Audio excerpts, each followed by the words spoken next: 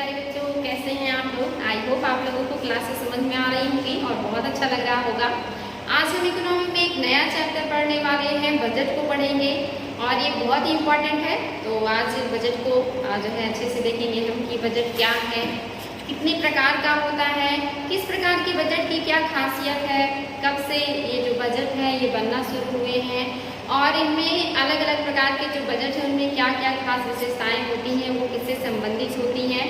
तो चलिए बच्चों, इन सारी चीज़ों को देखेंगे हम बजट में। और आपका जो पहला हेडिंग है ये है कि राजकोषीय नीति। आपको पता है आपका जो चैप्टर का नाम है राजकोषीय नीति एवं कर संरचना, यानी कि जो बजट है वो राजकोषीय नीति का एक भाग है। राजकोषीय नीति एक बहुत बड़ी नीति होती है जिसके अंतर्गत सारी चीजें आती हैं। जितने भी इनकम के स्रोत होते हैं सरकार के वो भी आते हैं, जितने व्यय के स्रोत होते हैं वो भी आते हैं, जितने कर होते हैं जो कर लगाए जाते हैं उन्हें भी शामिल किया जाता है, जितनी सब्सिडीज हैं वो आती हैं।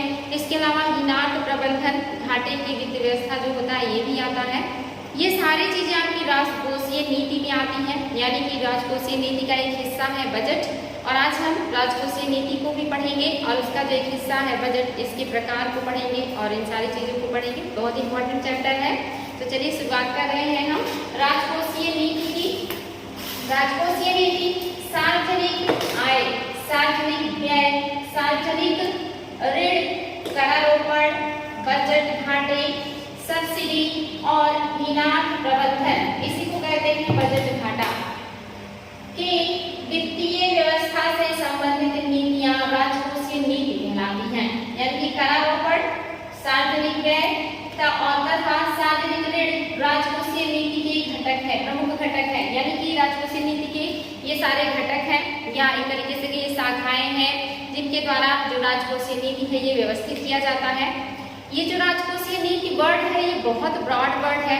जो गवर्नमेंट है इसी के द्वारा अपने पूरे टाइम में, जो उनका 5 साल का टाइम पीरियड होता है चुनाव के बाद, उसी के तहत वो पूरे 5 साल का एस्टिमेट तैयार करते हैं कि वो कितना उनका इनकम होगा, किस तरह से आने मतलब जो आय है वो स्रोत क्या क्या है, व्यय के स्रोत क्या है, कर कौन कौन से वो लगाएंगे, किन किन चीज़ों पे क्या क्या मतलब किस स्तर का सब्सिडी देंगे और इसमें जो घाटे की वित्त व्यवस्था है इसको कैसे बैलेंस करेंगे, ये सारी चीजें आएंगी और बजट भी इसी में आता है।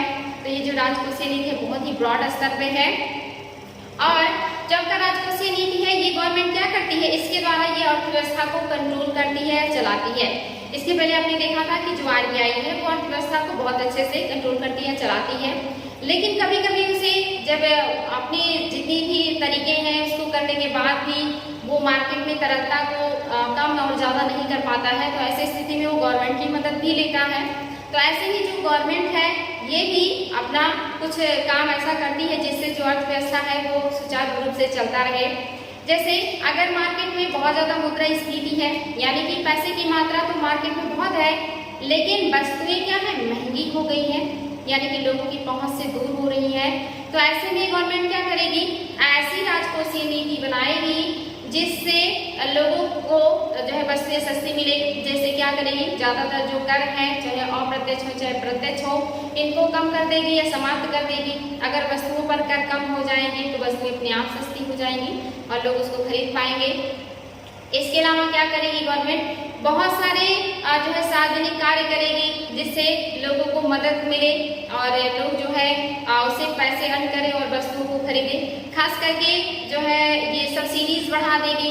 आपको पता है कि गवर्नमेंट वस्तुओं को सस्ता करने के लिए एक तो टैक्स घटाती है जिससे वस्तुएं सस्ती होती हैं और दूसरा वो वस्तुओं पे सब्सिडी दे देती है जिससे मार्केट में जो वस्तुएं आती हैं वो लोगों को सस्ते में मिलने लगती हैं। जैसे आप देखेंगे किसानों को खाद पर सब्सिडी, बीज पर सब्सिडी, बिजली पर सब्सिडी, कीटनाशकों पर सब्सिडी और यहाँ तक कि जो गैस सिलेंडर्स हैं, मतलब लगभग गवर्नमेंट हर जरूरत की चीज़ों पे सब्सिडी देती है जिससे जो गरीब लोग हैं जिनकी पहुँच में वस्तुएं नहीं आ रही हैं या महंगी हैं वो उन्हें सस्ते रेट में मिलने लगे।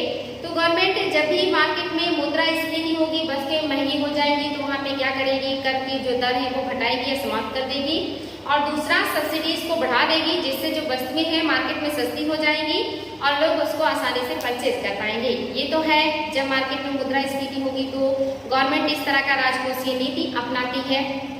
दूसरा है, अगर मार्केट में जो है डिमांड कम हो जाए, लोग सामान खरीदना कम कर दे, यानी कि जो मंदी की स्थिति आने लगे, अर्थव्यवस्था में मांग खत्म हो जाए और जब मांग नहीं होगा तो सप्लाई नहीं होगी और अर्थव्यवस्था जो है वो ठप पड़ने लगता है। ऐसे में गवर्नमेंट क्या करेगी? इसका मतलब क्या है? अगर मांग नहीं हो रही है तो इसका मतलब लोगों के पास पैसे नहीं है, क्योंकि अगर व्यक्ति के पास पैसे होगा तो वो जरूर सामान खरीदने मार्केट को जाएगा, चाहे वो उसके डेली जरूरत की हो या कभी कभी जरूरत की हो, क्योंकि आपको पता है जितना ज्यादा पैसा आता है उतने ही ज्यादा हम खरीदारी करते हैं। जहां हमारी 2 वस्तुओं से काम चल सकता है वहां हम 4 ले लेते हैं, तो हम हर चीज का जो है खरीदारी बढ़ा देते हैं। और अगर हम खरीदारी नहीं कर रहे हैं इसका मतलब हमारे पास पैसे नहीं है। तो जब भी अर्थव्यवस्था में मंदी की स्थिति आती है तो वहाँ पे गवर्नमेंट क्या करेगी? तो वहाँ पे वो सस्ती राजकोषीय नीति अपनाएगी, यानी कि बहुत सारे जो है सार्वजनिक कार्य करना शुरू कर देगी। और जब सार्वजनिक मतलब कि लोगों के लिए कल्याणकारी कार्य जैसे चिकित्सालय बनवाना शुरू कर देगी या जो शिक्षा पे व्यय करने लगेगी, और इसके अलावा बहुत सारे रोड, बहुत सारे ऐसी चीजें होती हैं जिससे जनता की सेवा करती है गवर्नमेंट या जनता की मदद करती है। और जब ये सारी चीजें गवर्नमेंट शुरू कर देगी तो वहाँ पे क्या होगा?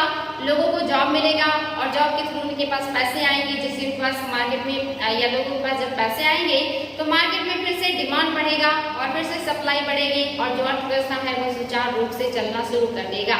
यानी कि लोगों के पास पैसे आए, इसके लिए गवर्नमेंट क्या करेगी? बहुत सारे सार्वजनिक कार्य करना शुरू कर देती है और मार्केट में पैसा आना शुरू हो जाता है। या कर वगैरह कम कर देगी तो लोगों के पास उनके इनकम का ज्यादा से ज्यादा हिस्सा बचेगा, क्योंकि गवर्नमेंट उस पर टैक्स कर जो है वो कम कर देती है। तो भी लोगों के पैसे सेव होंगे और तब भी वो मार्केट में सामान खरीदने के लिए जाएंगे। दूसरा, अगर अर्थव्यवस्था में जो मांग है वो बहुत ज्यादा है और वस्तुओं की सप्लाई उतनी ज्यादा नहीं है, यानी कि लोगों के पास पैसे बहुत ज्यादा है और वो खरीदारी करने बहुत ज्यादा पहुंच रहे हैं, इससे भी अर्थव्यवस्था में बहुत ज्यादा अगर होगा तो डिसबैलेंस होगा।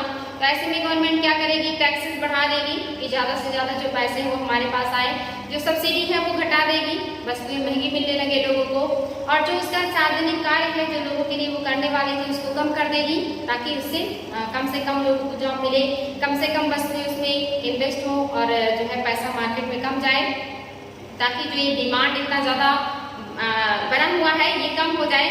तो गवर्नमेंट अपनी राजकोषीय नीति से मुद्रास्फीति, मार्केट में मंदी, मार्केट में तेजी, इन सारे चीजों को जो है कवर करती है और ये बहुत बड़ी एक अपने आप में संरचना है, या इसी के अंतर्गत जितनी भी अर्थव्यवस्था से संबंधित नीतियां होती हैं, जितनी भी वित्त व्यवस्थाएं होती हैं वो सारी आती हैं। तो ये है आपका राजकोषीय नीति। तो आई होप बच्चों आपको राजकोषीय नीति समझ में आया होगा। इसका एक हिस्सा है बजट, जिसको हमें और भी डिटेल में पढ़ना है। बजट पद्धति संसाधनों की उपलब्धता का एक अनुमान लगाने और फिर उन्हें एक पूर्व निश्चित प्राथमिकता के अनुसार किसी संगठन के विभिन्न कार्यकलापों के लिए आवंटित करने की प्रक्रिया है। यानी कि बजट क्या है? जो भी सरकार के पास संसाधन है वो अनुमान लगाएगा कि हमारे पास कितने संसाधन हैं और कौन सा क्षेत्र है जिसमें ज्यादा पैसे इन्वेस्ट करने की जरूरत है। इस बात का अनुमान लगाएगी गवर्नमेंट, और अनुमान लगाने के बाद जहां पे ज्यादा पैसे की जरूरत होगी उसके ऊपर ज्यादा बजट के पैसे को आवंटित किया जाएगा, और जहां पे कम जरूरत है विकास या डेवलपमेंट की या पैसे की, वहां पे कम पैसा जो है बजट का पैसा खर्चा करेगी। यानी कि पूर्व अनुमान लगाएगी और पहले से ही अनुमान लगा के अलग अलग मदों में अपने संसाधनों का जो है व्यवस्था करके अलग अलग मदों में खर्चा करना ही बजट है।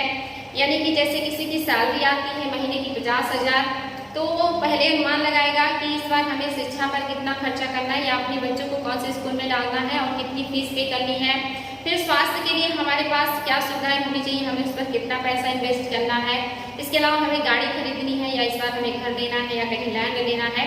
तो इसके लिए क्या करेंगे? हम बजट बनाते हैं अपने महीने भर का कि कैसे हम खर्चा करेंगे, हमारा जो महीने भर का काम है वो सारा पूरा हो जाए, और उस महीने भर में हम किस चीज पे ज्यादा खर्चा करेंगे या किस चीज पे हमें ज्यादा खर्चा करने की जरूरत है। ये सारी चीजों का अनुमान लगा करके फिर हम कोशिश करते हैं कि हम अपने बजट के अंदर काम को पूरा कर लें। ऐसा ही गवर्नमेंट करती है, उसके पास जितने भी पैसे होते हैं उसे वो देश के लिए उपयोग में लेकर के आती है, और जहाँ पे ज़्यादा जरूरत की समझती है वहाँ पे वो ज़्यादा बजट का हिस्सा खर्चा करती है। इसी को बजट कहते हैं। यहाँ पे आपके पास बजट का ये उदाहरण है। यहाँ पे हम कुछ जो है संवैधानिक रूप से भी देख लेते हैं। संविधान में अनुच्छेद 112 है, और इसमें क्या कहा गया है, एग्जाम में आ भी जाता है ये सारी चीजें।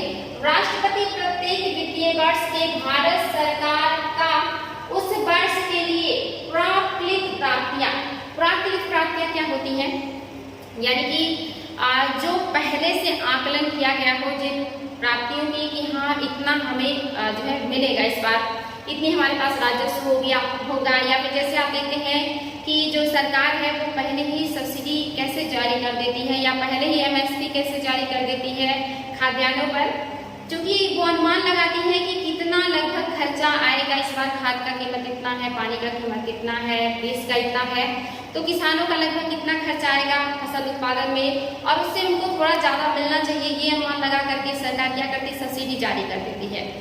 ऐसे ही यहाँ भी अनुमान लगाया जाता है कि हमारे पास जितना पैसा है या हमारे पास कितना पैसा आने वाला है। जैसे जिस साल मानसून अच्छा होता है उस साल अनुमान लगाया जाता है कि इस बार हमारे यहाँ खाद्यान्नों का उत्पादन इतने मिलियन टन होने चाहिए, या उद्योग क्षेत्र से हमें इतना राजस्व मिलना चाहिए। यानी कि पहले से आकलित हमारे पास जो राजस्व है उसी को हम क्या करते हैं, अनुच्छेद 112 के तहत जो राष्ट्रपति है वो क्या करेगा, वहां पे राष्ट्रपति उस वर्ष के लिए प्राकृतिक यानी कि पहले से आकलित प्राप्तियों एवं व्ययों का विवरण रखवाएगा, यानी कि हमारी प्राप्तियां कितनी होंगी और हम कौन से मद में उन प्राप्तियों का कितना % खर्चा करेंगे। इन सारी चीजों का जो डिटेल है वो राष्ट्रपति कहाँ पे रखवाएगा, संसद की पटल पर रखवाएगा। ये कहाँ लिखा है, अनुच्छेद 112 में लिखा है। इंपॉर्टेंट है बच्चों। बजट 2017-18 की महत्वपूर्ण विशेषता यह रही कि रेल बजट को आम बजट में करके पेश किया गया, यानी कि जो आपका 17-18 का बजट है इसमें आपका 2017-18 की महत्वपूर्ण विशेषता यह रही कि रेल बजट को आम बजट में करके पेश किया गया। ये एग्जाम में आता है क्वेश्चन कि रेल बजट को आम बजट के साथ कब पेश किया गया, तो ये 2017-18 में किया गया। लेकिन इसके पहले आपने देखा था कि अंग्रेजों के टाइम में 1920 और 21 में एक कमेटी बनाई गई थी जिसको एक्वर्थ कमेटी कहा जाता है। उन्हीं की अध्यक्षता में एक कमेटी बनी थी और इन्हीं के संस्तुति पर कहा गया पहली बार कि जो रेल है उसे आम बजट से अलग कर दिया जाना चाहिए। यानी कि आम बजट और रेल बजट को कब अलग किया गया है, तो 1924 में। एग्जाम में आता है क्वेश्चन कि रेल बजट को आम बजट से कब अलग किया गया था, 1924 में किया गया था। किस कमेटी की सिफारिश पर किया गया था, एक्वर्थ कमेटी की सिफारिश पर किया गया था। और ये 10 सदस्यीय जो है समिति थी। इन्होंने कहा कि रेल बजट को आम बजट से अलग कर देना चाहिए और इन्होंने रीजन बताया कि जो रेल बजट है ये अपने आप में एक ऐसी बजट है जो सरकार को फायदा देने के लिए बनाई गई है और पता चलना चाहिए कि रेल बजट से हमें फायदा हो रहा है कि नहीं हो रहा है। और माना जाता है कि जब उस समय अलग किया गया तो पता चला कि जो रेल बजट है ये बहुत ही अच्छी थी और इसी की वजह से जो सरकार का राजस्व है वो उसे ज़्यादा प्राप्त होता था, बल्कि जो सरकार का आम बजट था वो बहुत घाटे में चल रहा था। तो ये अलग करने के बाद सरकार को निष्कर्ष निकला था। तो एग्जाम में क्वेश्चन बनता है कि पहली बार रेल बजट को आम बजट से कब अलग किया गया था, 1924 में किया गया था, ताकि पता चले कि आम बजट से कितना लाभ हो रहा है गवर्नमेंट को और रेल बजट से गवर्नमेंट को कितना लाभ हो रहा है। और इन दोनों को फिर से वापस कब जो है मर्ज कर दिया गया है, तो 2017-18 में दोनों बजट को आपस में फिर से मर्ज कर दिया गया है। अब रेल बजट और आम बजट दोनों साथ साथ पेश किया जाएगा। और इस बार ऐसा करने का क्या रीजन है, तो आप जानते हैं कि हमारे जो बजट है ये हमेशा हमारे खर्चे से कम रहता है, यानी कि हम अपने बजट से ज़्यादा खर्चा करते हैं। और ऐसे में आम बजट जो है ये हमारा मोस्टली जो है घाटे में ही रहता है। साथ ही आपका रेल बजट भी घाटे में जाने लगा है, क्योंकि आपको पता है कि रेलवे में जो फायदा होता है वो हमें माल ढुलाई से होता है। जो यात्रियों के जो है संचालन से जो पैसे आते हैं वो बहुत कम आते हैं, यानी कि उससे भी कहीं ज़्यादा उसके देख रेख में लग जाता है। इस वजह से जो रेलवे का घाटा है वो बढ़ने लगा है। यानी कि जो मुनाफा है वो हमें सिर्फ माल ढुलाई से मिलता है, यात्रियों के आने जाने से हमें कोई फायदा नहीं है, बल्कि नुकसान होता है और उस नुकसान की जो भरपाई है माल ढुलाई करके पूरा किया जाता है। और इन्हीं सारी चीज़ों की वजह से इन दोनों बजट को मर्ज कर दिया गया है। तो ये डेट इम्पोर्टेंट रखेंगे बच्चों कि 2017-18 में वापस रेलवे बजट को आम बजट में मिला दिया गया है, जबकि 17-18 बजट के पहले तक रेल बजट को एक अलग बजट के रूप में पेश किया जाता था। वित्तीय वर्ष 2017-18 से बजट प्रस्तुत करने की तिथि में भी बदलाव किया गया है, ये पॉइंट भी इम्पोर्टेंट है। अभी क्या किया गया है, 1 फरवरी कर दिया गया है आपका जो प्रस्तुत किया जाएगा बजट, अब वो 1 फरवरी को किया जाएगा। जबकि इसके पहले जो बजट प्रस्तुत किया जाता था वो या तो 28 फरवरी को किया जाता था या 29 फरवरी को किया जाता था, और इसमें परिवर्तन कर दिया गया है। अभी 1 फरवरी को जो है पेश किया जाएगा, और ये कब से है, 2017-18 से है, और इसी साल दोनों बजट को मर्ज भी किया गया है। तो दोनों चीजें इंपॉर्टेंट है, इसको जरूर ध्यान रखेंगे आप लोग। इसके अलावा आप देखेंगे कि जो है भारत में पहला बजट 18 फरवरी 1960 में, भारत में पहला बजट 18 फरवरी 1860 में। इम्पोर्टेंट है ये डेट, कैनिंग का शासनकाल में। आपको पता है कि जब 1857 की क्रांति हुई थी, उस समय हमारे यहाँ जो वायसराय थे कैनिंग थे, ये अंतिम गवर्नर जनरल थे और पहले वायसराय थे, और इनका जो शासनकाल है 1960 तक है। 1960 में भी इन्होंने बहुत सारा इम्पोर्टेंट वर्क किया है, और उस समय हमारे यहाँ का पहला बजट पेश किया गया था। उस समय जो वायसराय थे वो कैनिंग थे। एग्जाम में आ सकता है कि भारत का जब पहला बजट पेश किया गया तो वायसराय कौन था, कैनिंग थे। किसने किया था, तो इनका नाम था जेम्स विल्सन। इंपॉर्टेंट है, जेम्स विल्सन ने ही पहला बजट भारत में प्रस्तुत किया था, कैनिंग के शासनकाल में प्रस्तुत किया था। भारत का पहला बजट यानी कि स्वतंत्र भारत का जो पहला बजट, ये तो आपका भारत का पहला बजट है, और ये आपका स्वतंत्र भारत का पहला बजट है। स्वतंत्र भारत का पहला बजट 26 नवंबर 1947 को तत्कालीन वित्त मंत्री, नाम याद रखेंगे, R.K. षणमुखम चेट्टी। ये नाम आप लोगों को याद होना चाहिए बच्चों। R.K. षणमुखम चेट्टी के द्वारा प्रस्तुत किया गया था स्वतंत्र भारत का पहला बजट, और ये कब किया गया है, 26 नवंबर 1947 को। जबकि भारत का पहला जो बजट है ये जेम्स विल्सन के द्वारा प्रस्तुत किया गया है, जब अंग्रेजों का शासन था 1860 में, और 1860 में जो वायसराय थे वो कैनिंग थे, और स्वतंत्र भारत का जो किया गया है ये 1947 में किया गया है 26 नवंबर को। और जो वित्त मंत्री हैं वो R.K. षणमुखम चेट्टी है या चेट्टी है, ये डेटा आपको पता होना चाहिए, इन्हीं के द्वारा प्रस्तुत किया गया था। केंद्रीय बजट में लगातार 3 वर्षों की प्राप्तियों और व्ययों का विवरण प्रस्तुत किया जाता है। यानी कि जो केंद्रीय बजट होता है इसमें लगातार जो 3 वर्षों का विवरण होता है उसी को प्रस्तुत किया जाता है कि पिछले 3 वर्षों में जो सरकार है उसने क्या इनकम अर्ज किए हैं या कितना खर्चा किया है, किस मद में किया है, इन सभी चीजों का विवरण प्रस्तुत करती है सरकार, जिसमें 3 तरह का अनुमान होता है, जिसमें आप देखेंगे आगामी वित्तीय वर्ष के लिए बजट अनुमान, यानी कि जो आने वाला वित्तीय वर्ष है उसके लिए बजट अनुमान लगाया जाता है। इसके अलावा चालू वित्तीय वर्ष के लिए संशोधित अनुमान, यानी कि जो वर्ष चल रहा है उसके लिए संशोधित अनुमान, क्योंकि ये चीजें बदलती रहती हैं, जितना अनुमान लगाया जाता है हमेशा उतना प्राप्त नहीं होता, तो सरकार उसमें संशोधन भी करती रहती है, तो ये संशोधित अनुमान होता है।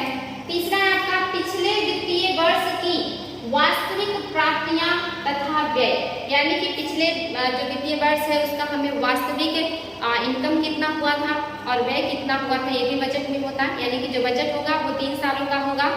एक तो पिछले वर्ष आपने कितना प्राप्त किया, कितना व्यय किया, दूसरा आप जो करने वाले हैं इस साल वो कितना है उसका अनुमान भी उसमें होता है, तीसरा अगले साल आप क्या करेंगे उसका भी अनुमान लगा करके बजट को तैयार किया जाता है। तो इम्पोर्टेंट है बच्चों, आपका जो केंद्रीय बजट होता है उसमें 3 वर्षों की प्राप्तियों और व्ययों का विवरण होता है। बजट के प्रकार आप देख रहे हैं, बजट 5 प्रकार के होते हैं। पहला है एक समान मद बजट, ये बहुत इंपॉर्टेंट नहीं है। दूसरा है निष्पादन बजट, इसको परफॉर्मेंस बजट भी कहते हैं। ध्यान रखेंगे बच्चों कि बजट 5 प्रकार का होता है, एक समान मद बजट, निष्पादन बजट या परफॉर्मेंस बजट। तीसरा है आउटकम बजट या परिणाम बजट। इम्पोर्टेंट है।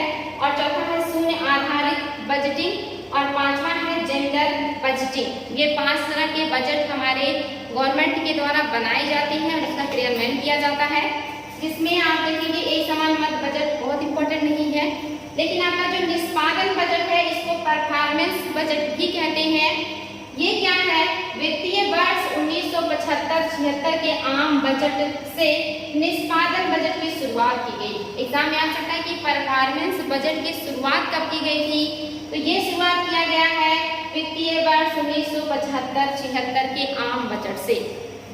इस बात को ध्यान देंगे बच्चों, ये बहुत पहले ही किया गया था, 1975-76 से ही इसका अनुमान करके निष्पादन बजट शुरू किया गया है। निष्पादन बजट से संगठन के लक्ष्य एवं उद्देश्य परिलक्षित होते हैं, यानी कि परफॉर्मेंस से क्या होता है कि आपका उद्देश्य क्या है, आपका लक्ष्य क्या है, इसको हम अपने परफॉर्मेंस से ही लोगों को बताते हैं। जैसे हम IAS बनने आए हैं, तो क्या हम बेहतर परफॉर्मेंस दे रहे हैं, क्या अच्छे से पढ़ाई कर रहे हैं, क्या हमारे जो टेस्ट हैं वो अच्छे आ रहे हैं, क्या हमें नॉलेज हो रहा है। अगर हमारा परफॉर्मेंस अच्छा है और हमारा लक्ष्य अच्छा है, तो इसका मतलब हम लक्ष्य की तरफ बढ़ रहे हैं, क्योंकि हम परफॉर्मेंस अच्छा दे रहे हैं। लेकिन हमने लक्ष्य तो बन लिया है, IAS मतलब रखा है IAS बनने का, लेकिन हम परफॉर्मेंस अच्छा नहीं दे रहे हैं, तो अपने लक्ष्य को कैसे हासिल करेंगे या उस रिजल्ट को कैसे देंगे जिसका हमने दृढ़ किया है या जिसके लिए हम आए हैं। तो यहाँ पर भी क्या होता है, यानी कि आपने जो बजट बनाया है उसको आप सही रूप से क्रियान्वित कर रहे हैं कि नहीं, सही रूप से वो चल रहा है कि नहीं, ये कैसे पता चलेगा जब आपका परफॉर्मेंस अच्छा होगा। तो इसमें हम क्या करते हैं, निष्पादन बजट में संगठन के लक्ष्य एवं उद्देश्य परिलक्षित होते हैं। इन लक्ष्यों को एक कार्यनीति के माध्यम से प्राप्त करने का प्रयास किया जाता है, यानी कि कोई भी लक्ष्य प्राप्त करने के लिए कार्यनीति, एक रणनीति, एक योजना बनानी पड़ती है। बिना किसी रणनीति या कार्य योजना के कोई भी लक्ष्य हासिल करना आसान नहीं होता, और उस रणनीति को बना करके हम उस पर जब बेहतर काम करते हैं, बेहतर परफॉर्मेंस देते हैं, तो लोगों को लगता है कि नहीं हम IAS जरूर बनेंगे एक दिन, क्योंकि हमारा जो परफॉर्मेंस है, हमारी जो रणनीति है वो बहुत अच्छी है। तो यहाँ पे क्या होता है, इस बजट में देखा जाता है कि जो लक्ष्य रखा गया है, जो उद्देश्य है, उसको प्राप्ति के लिए ये बढ़िया जो है नीति बनाई गई है कि नहीं, लोग अच्छे से वर्क कर रहे हैं कि नहीं, इनका परफॉर्मेंस कैसा है, उस लक्ष्य की तरफ ये किस तरह से अग्रसर हो रहे हैं, ये सारा आपका निष्पादन बजट कहलाता है। इसके अलावा निधियों से परिणामों और अंततः जो है आउटकम प्राप्त होने की किस प्रकार की उम्मीद है, यानी कि निधियों, जो भी निधियां दी गई हैं, जो भी पैसे दिए गए हैं इस क्षेत्र में या इस बजट में, उससे परिणाम क्या आएगा, और परिणाम आउटकम मीन्स होता है रिजल्ट, उससे क्या रिजल्ट आएगा, उसका किस तरह से किस मद में खर्चा किया जा रहा है और उसका क्या रिजल्ट आने वाला है, ये सारी चीजें लोगों के परफॉर्मेंस से पता चलता है, और इसी को कहते हैं परफॉर्मेंस बजट। तो आई होप आपको परफॉर्मेंस आपका बजट समझ में आया होगा, या निष्पादन बजट आया होगा समझ में। 1975-76 में शुरू किया गया है, और यहाँ पे लोगों की जो उद्देश्य है, जो लक्ष्य है, उस पर वो लोग किस तरह से नीतियां बना करके काम कर रहे हैं, क्या परफॉर्मेंस है उनका, इसको देखा जाता है कि किस तरह से अपने काम को या लक्ष्य की प्राप्ति की तरफ अग्रसर है, किस तरह ये निधियों का यानी कि वित्त का उपयोग कर रहे हैं। ये सारी चीजें आपके परफॉर्मेंस बजट में आती हैं, ये आपका है इम्पोर्टेंट है, ध्यान देंगे। नेक्स्ट है आपका आउटकम या परिणाम बजट, यानी कि आप कैसे परिणाम देंगे। इसके तहत क्या किया जाता है कि जो निधियां हैं, जो पैसे हैं, वो अलग अलग मंत्रालयों को आवंटित किए जाते हैं, और उनके परफॉर्मेंस को जो है परफॉर्मेंस बजट के अंतर्गत देखते हैं।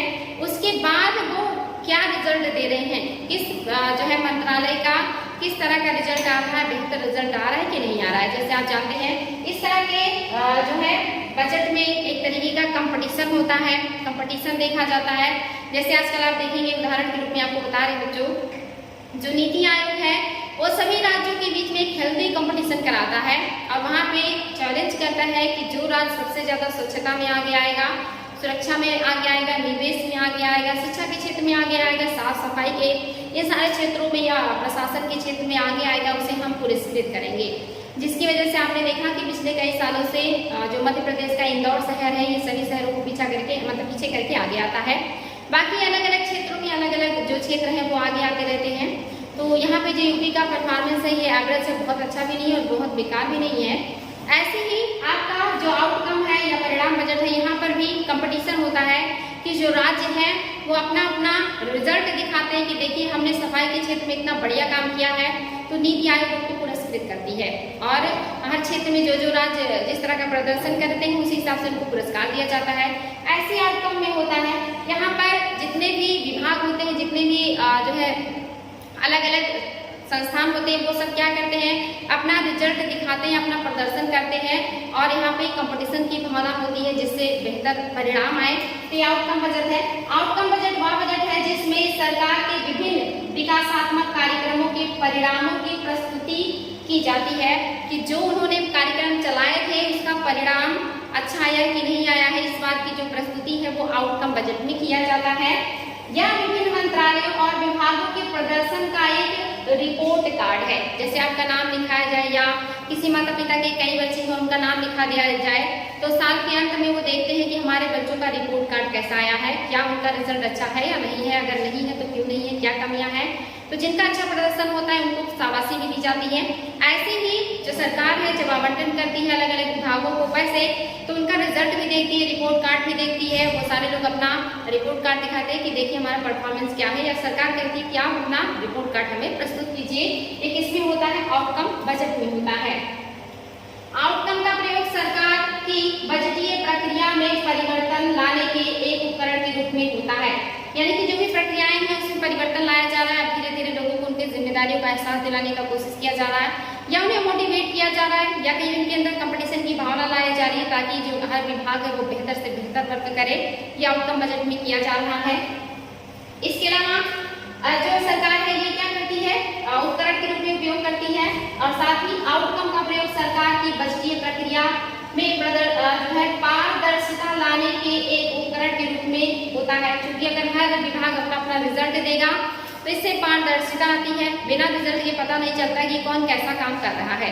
जब उनका रिजल्ट आता है तो पता चलता है कि काम अच्छा हो रहा है। इससे काम में पारदर्शिता बनती है और एक तरीका है काम में पारदर्शिता लाने का जो गवर्नमेंट करती है। इसके अलावा पहला आउटकम बजट संसद द्वारा, ये डेट याद रखेंगे बच्चों, 25 अगस्त 2005 को पारित किया गया। संसद द्वारा आउटकम जो पहला आउटकम बजट है वो कब किया गया है तो 2005 में किया गया है 25 अगस्त को। आगे चल करके क्या किया गया 2007-8 के लिए आउटकम बजट और निष्पादन बजट को मिला दिया गया। लेकिन 2008 में क्या किया गया, आउटकम और निष्पादन बजट यानी कि परफॉर्मेंस और रिजल्ट इन दोनों को मिला दिया गया आपस में। ये इंपॉर्टेंट है कि पहला का पेश किया गया है तो 2005 में 25 अगस्त को दोनों को मिलाया कर गया है। तो आप देख रहे हैं 7-8 में मिला दिया गया है दोनों को एक साथ। आगे है कि के लिए जो आउटकम बजट और निष्पादन बजट को मिला दिया गया तथा उसे एक मिले जुले दस्तावेज के रूप में दिया गया। यानी कि मिला जुला दस्तावेज था जिसमें परफॉर्मेंस भी थे और जिसमें रिजल्ट भी था। ऐसा किया गया था गवर्नमेंट के द्वारा 2007-8 में। नेक्स्ट जो आपका शून्य आधार बजटिंग।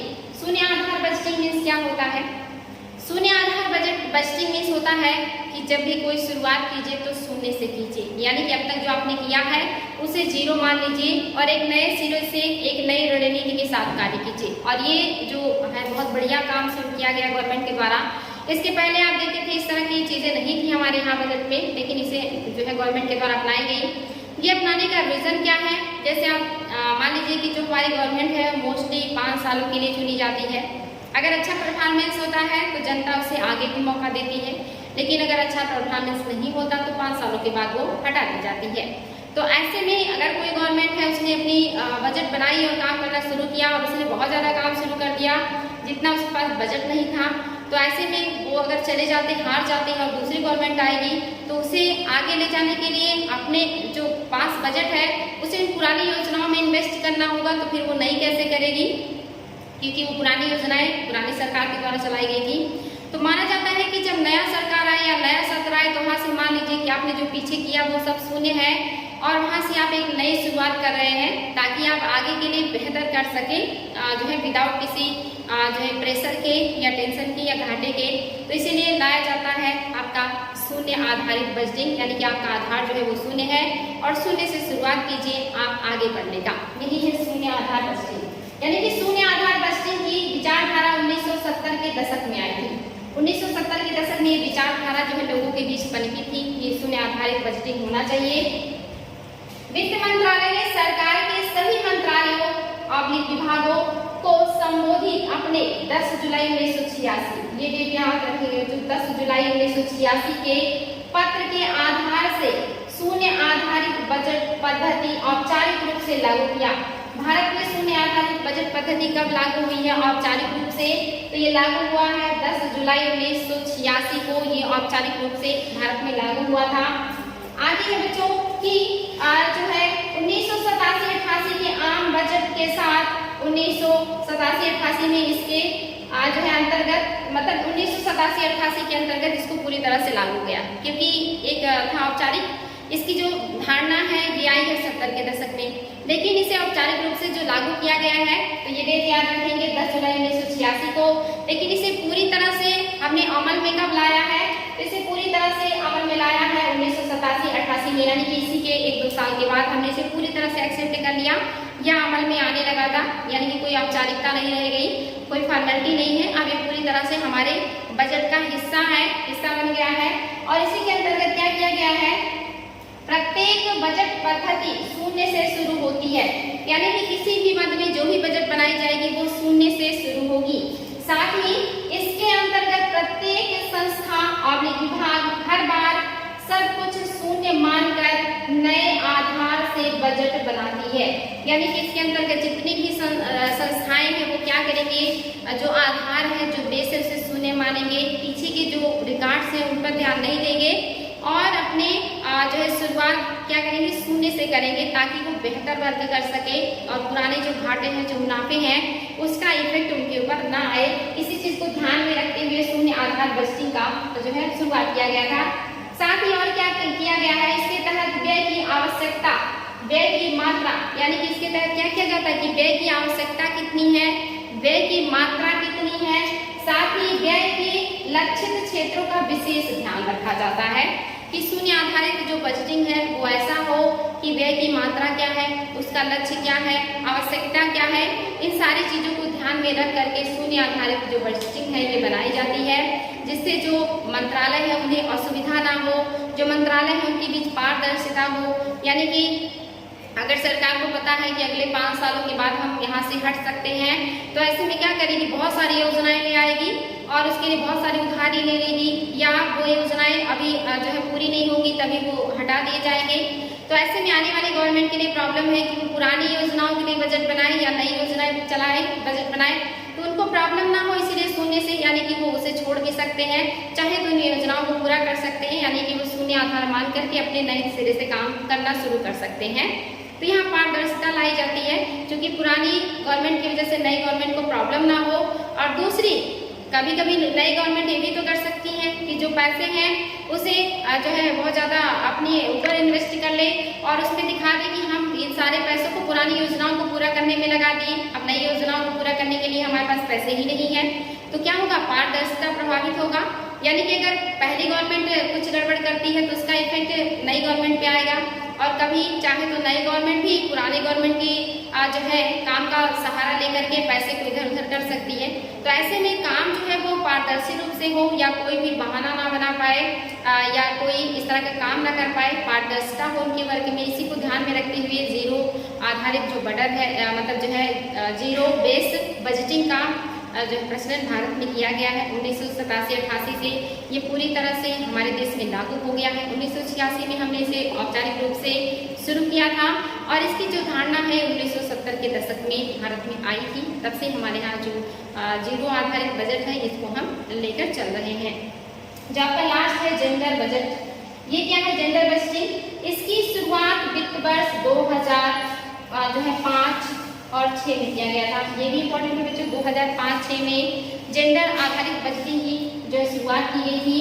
क्या बजट की से की गई है, जेंडर बजटिंग का सबसे पहला प्रयोग 1982 में ऑस्ट्रेलिया में किया गया था, यानी कि इससे पहले ये जेंडर बजटिंग का जो प्रयोग है वो ऑस्ट्रेलिया ने किया था, 1982 में ही किया था, और हमने 2005-6 में किया है। जेंडर बजटिंग होता क्या है, तो आपको पता है कि हमारी सोसाइटी में 2 जेंडर सबसे ज़्यादा महत्वपूर्ण माने जाते हैं, स्त्री लिंग पुल्लिंग, यानी कि इन्हीं की जो है संख्या है लगभग बराबर है और यही सबसे ज़्यादा महत्वपूर्ण रोल में होते हैं। हालांकि एक थर्ड जेंडर भी है हमारी सोसाइटी में, तो यहाँ पे जो सरकार है जो भी बजट बनाती है तो ध्यान देती है कि हमारे सोसाइटी में कम से कम 2 जेंडर है जो सबसे महत्वपूर्ण भूमिका निभाते हैं हर जगह पे। तो कहीं ऐसा तो नहीं कि जो महिलाएं हैं वो इस भीड़ में पीछे छूट जा रही है या सोसाइटी में अभी जो है वो जितना उनको आगे होना चाहिए वो उतनी आगे नहीं है।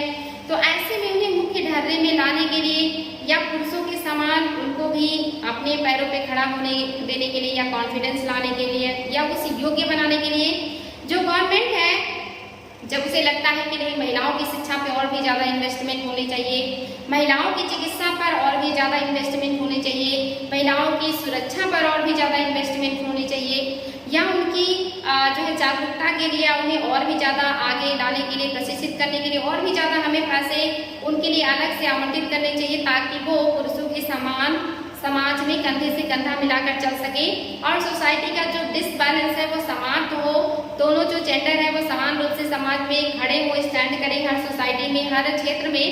इसके लिए जब गवर्नमेंट ध्यान में रखते हुए महिलाओं के लिए बच्चों के लिए भी इस तरह की नीतियां बनाती है, उनके लिए अलग अलग क्षेत्र में अलग से वित्त की व्यवस्था की जाती है या उनके लिए जो योजनाएं चलाई जाती है उसमें और भी बेहतर व्यवस्था की जाती है। जैसे आप जो है उदाहरण के लिए ले सकते हैं उज्ज्वला योजना महिलाओं के लिए ही है ये। इसके अलावा बेटी पढ़ाओ बेटी जो है पढ़ाओ योजना, इस तरह की जो योजनाएं हैं जो लड़कियों के लिए आई हैं जिससे जो लड़कियां हैं या जो महिलाएं हैं वो आगे बढ़े। मातृत्व वंदना योजना, इस तरह की बहुत सारी योजनाएं जो गवर्नमेंट लेकर के आती है ये क्या है महिलाओं को आगे लाने के लिए उनके सशक्तिकरण के लिए है। ऐसा ही जब गवर्नमेंट बजट बनाती है तो वहाँ पे महिलाओं के ऊपर जब ध्यान देकर के उनके लिए बजट में अतिरिक्त व्यवस्था की जाती है या अतिरिक्त धन आवंटित किए जाते हैं और जेंडर के रूप में रखा जाता है महिलाओं के लिए, तो इसी को कहा जाता है जेंडर बजटिंग। और ये क्यों किया जाएगा ये सारी चीजें मैंने आपको बताई और उदाहरण के लिए मैंने आप लोगों को कुछ एग्जाम्पल भी दिए कि गवर्नमेंट इस तरह का काम करती है। ये है आपका जेंडर बजटिंग।